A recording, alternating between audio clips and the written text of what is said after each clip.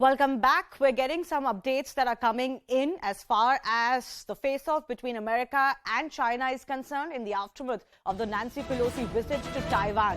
The latest that is coming in is that 27 Chinese warplanes have reportedly entered Taiwan's air defense zone. These skirmishes have been taking place since yesterday when Nancy Pelosi, the leader of the House of Representatives in America, touched down in Taipei. My colleague Abhishek Jha is also joining us with more. Abhishek, how are you reading this situation and what more do we know even as the Chinese live military drill is expected to start tomorrow? This is something that Chinese have continuously been doing in the past 2-3 days. Also, we have seen increased Chinese military activity in that area. In fact, till 6th August, China has announced that they will be doing military drills in and around Taiwan Strait. Yesterday also, it was reported that over a dozen Chinese fighter jets crossed into Taiwan's air identification defense zone. Today also, now Taiwanese government itself has announced that 27 PLA, People's Liberation Army, that is China's military aircraft, have entered the surrounding area of Taiwan's air defense zone, identification defense zone, in which almost 6 were J-11 and 5 were J-16 and 16 fighters were Su-30. Okay. So the kind of advanced jet China is flying in these areas tells how aggressive positioning China is trying to make in and around Taiwan Strait. All right, Abhishek, we'll leave it at that. I do thank you for joining us with the latest. Now, Nancy Pelosi's less than 24-hour visit to Taiwan has created a global storm. And why not? It is a gutsy visit amidst a very belligerent Chinese statement coming in, threatening especially its rival USA. While there is a sense that the Biden administration, arm of the American politics, was keen to downplay and distance itself from the Speaker of the House visit, there is no doubt that this visit does give the message that it is America, indeed, that is standing by its friend Taiwan in its territorial, ideological and civilizational fight against communist China. That's an important message for the entire world as well, given how all of China's neighbors are unhappy with the dragon's expansionist designs. Has Nancy Pelosi effectively called out China's bluff, or could this visit end up costing US and Taiwan over a longer period? Well, that's a question that has obviously not been answered yet. But I do want to break down just why Taiwan is so crucial to both sides. First up, why China is so keen to isolate Taiwan globally and eventually grab it fully is not that hard to understand given their history. Ideologically, this is, of course, very crucial to the entire One China policy, and Taiwan is crucial to that. Politically, the reunification of Taiwan with mainland China that the CPC keeps talking about is a very core issue for them internally in mainland China as well. Economically, Taiwan under mainland can be a big boost in semiconductors crisis. It is, of course, a global asset in that sense. Geostrategically, it ensures China's image as a dominant global player, especially versus the USA that it's, considers its global rival as we speak.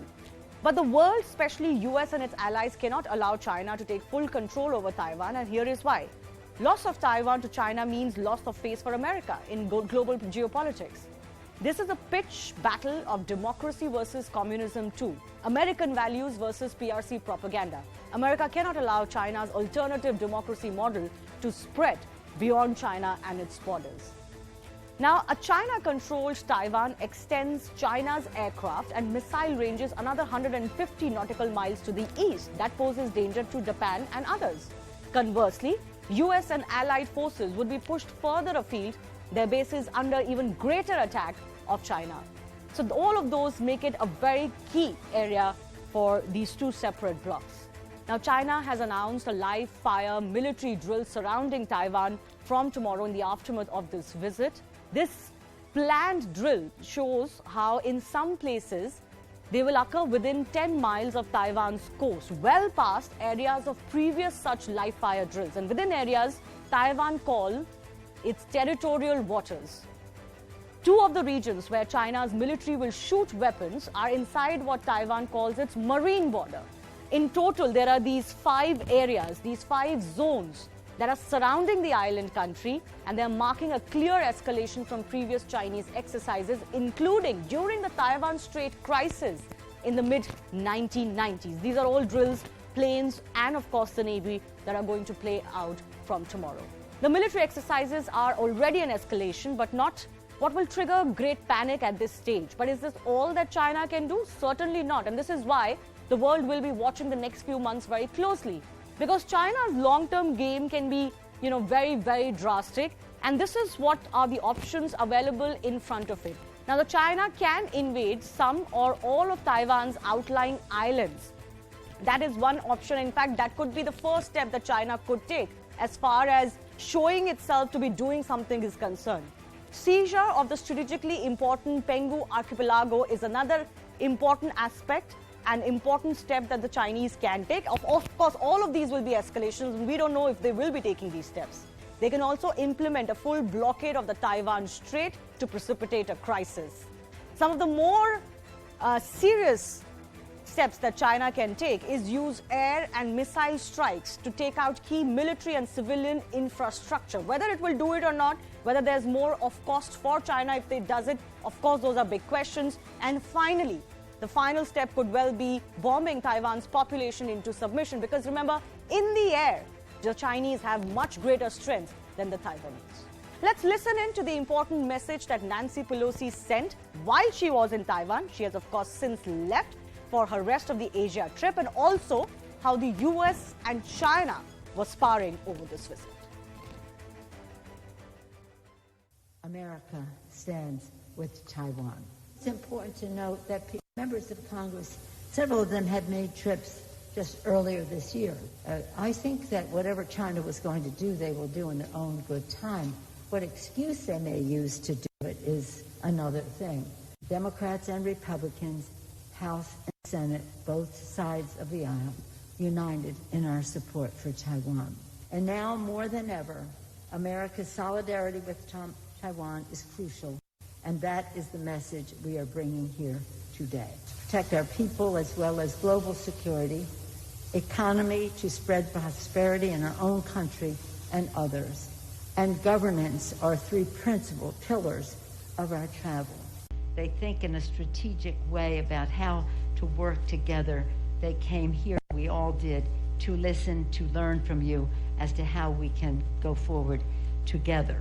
And so now we look forward to our conversation about how we can work together, learning from you and sharing some thoughts ourselves on how to protect the planet from the climate crisis.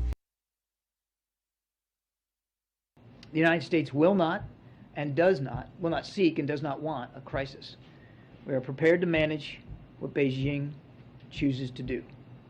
At the same time, we will not engage in saber rattling. We will continue to operate in the seas and the skies of the Western Pacific as we have done for decades. We will continue to support Taiwan, defend a free and open Indo-Pacific, and seek to maintain communication with Beijing. 我要告诉大家的是，这是一场彻头彻尾的闹剧。美方打着所谓民主的幌子，在干着侵犯中国主权的勾当。台湾的蔡英文之流，抱着美国的粗腿不放，背弃民族大义。